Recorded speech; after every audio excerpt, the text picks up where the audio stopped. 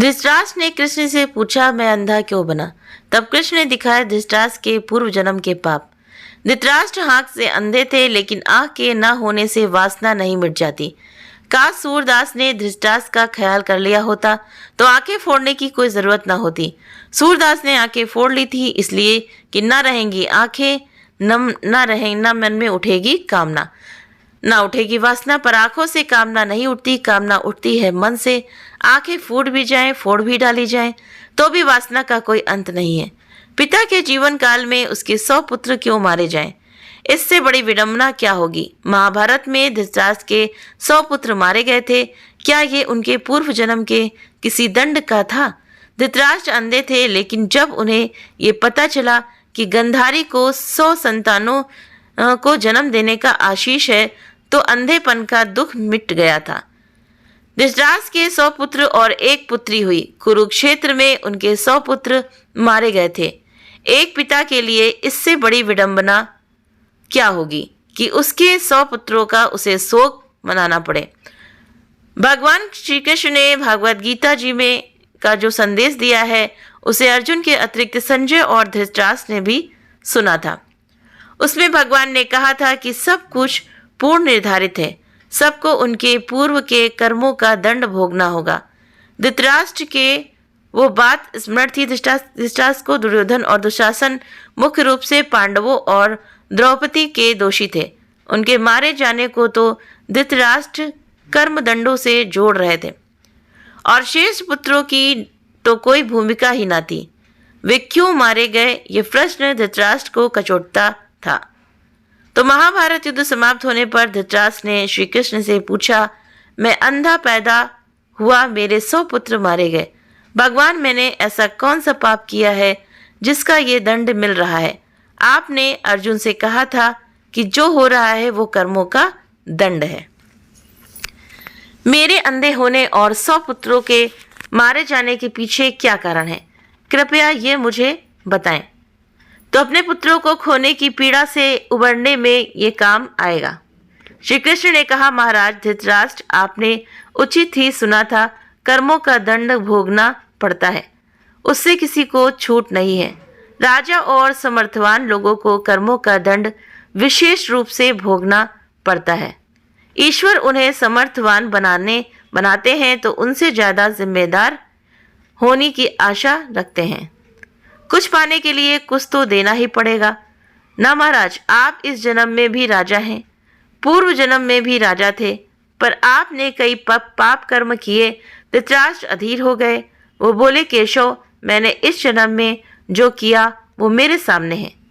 एक राजा और एक बड़े परिवार का मुखिया होने के नाते मुझे वही उचित लगा। पूर्व जन्म का रहस्य जानने को उत्सुक हूँ, कृपया वो रहस्य खोलें।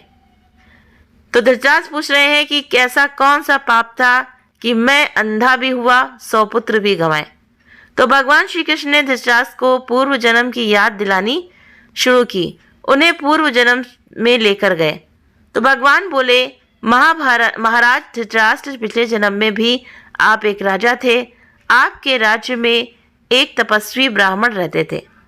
ब्राह्मण के पास हंसों का एक जोड़ा था जिसके 4 बच्चे थे।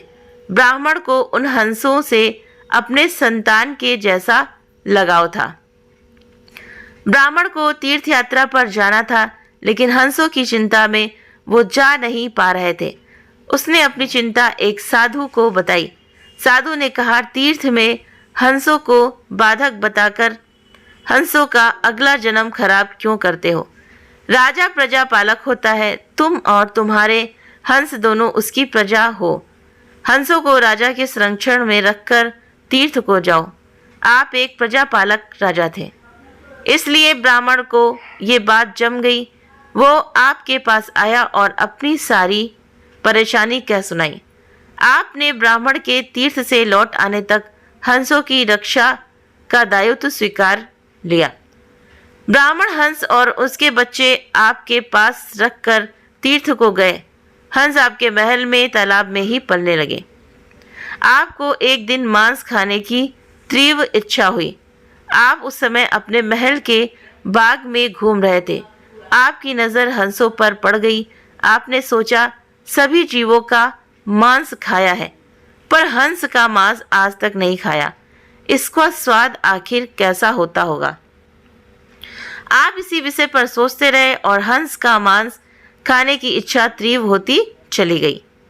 यह इच्छा अब पराकाष्ठा पर पहुंच गई और आप खुद को रोक ना पाए। आपने हंस के 2 बच्चे भून कर खा लिए। उसका स्वाद आपकी जिह्वा को लग गया। हंस के एक एक कर 100 बच्चे हुए, आप सबको खाते चले गए। अंततः हंस का जोड़ा संतानहीन होकर दुख में मर गया। तो कई साल बाद वो ब्राह्मण तीर्थ यात्रा से लौटा और आपके पास आया। उसने आपसे अपने हंसों के बारे में पूछा। हंस तो आपके लोभ की बलि चढ़ चुके थे। प्रजापालक राजा ये कैसे कहता कि उसने अपने प्रजा की संपत्ति को चुपके से लूट ली। इसलिए आपने ब्राह्मण से कह दिया कि हंस बीमार होकर मर गए। ब्राह्मण दंपति आप पर पूरा भरोसा करता था।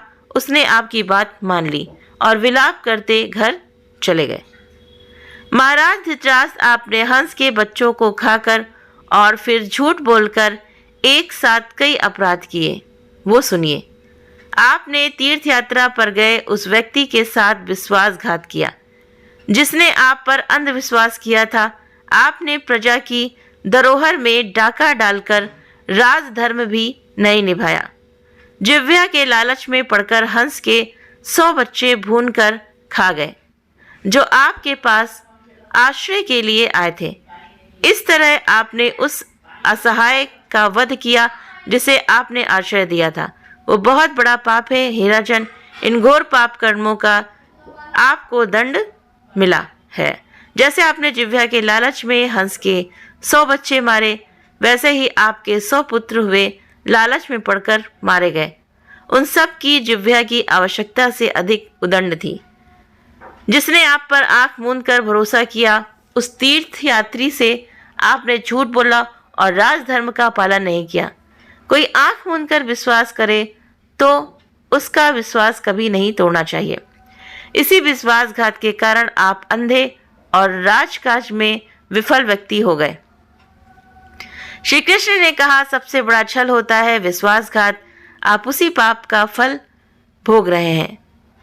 तो सच बात है कि धृतराष्ट्र ने जो जैसा कर्म करता है उसको मिला। इसीलिए धृतराष्ट्र के पुत्र जो 100 पुत्र थे तो वो सभी मारे गए। तो उम्मीद करते हैं कि कहानी आप सभी को पसंद आई होगी। वीडियो पसंद आया तो वीडियो को लाइक जरूर करें। तो पूर्व जन्म के जो पाप होते हैं वो हम सबको भोगना ही पड़ता है। आप सभी इस वीडियो के बारे में आप अपने कमेंट करके जरूर बताइए। चैनल को सब्सक्राइब करना ना भूलें। आप सभी के सहयोग के लिए बहुत बहुत धन्यवाद।